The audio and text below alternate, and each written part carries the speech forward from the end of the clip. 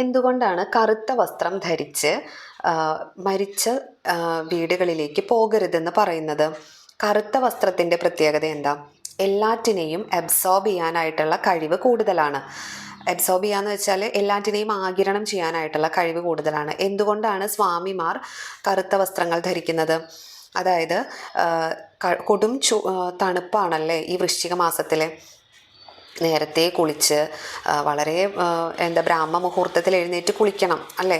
അപ്പോൾ ഈ സമയത്ത് അതിതീവ്രമായിട്ടുള്ള കൊടും തണുപ്പാണ്. അതുപോലെ വനയാത്രകളിലും നമുക്ക് ഈ അതികഠിനമായിട്ടുള്ള തണുപ്പ് അസഹനീയമായിരിക്കും. അപ്പോൾ ഈ തണുപ്പിൽ നിന്നും പ്രൊട്ടക്ഷൻ നേടാനായിട്ട് നമുക്ക് ഈ കറുത്ത വസ്ത്രങ്ങൾ സഹായിക്കുന്നുണ്ടെന്നാണ് പറയുന്നത്. ഇനി മരിച്ച വീട്ടിൽ എന്തുകൊണ്ടാണ് കറുത്ത വസ്ത്രങ്ങൾ ധരിക്കരുതെന്ന് പറയുന്നത്? കാരണം അവിടെ നിറഞ്ഞു നിൽക്കുന്നത് ഒരു നെഗറ്റീവ് എനർജിയാണ്.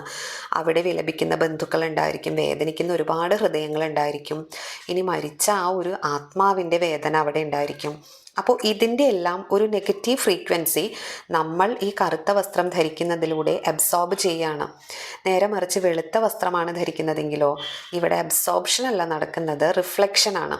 എല്ലാറ്റിനെയും റിഫ്ലക്റ്റ് ചെയ്യാനായിട്ടുള്ള കഴിവാണ് വെളുത്ത വസ്ത്രത്തിനുള്ളത്. അതുകൊണ്ട് മരണ വീട്ടിൽ പോകുമ്പോൾ വെളുത്ത വസ്ത്രം ധരിച്ച് പോകാൻ ശ്രമിക്കാം.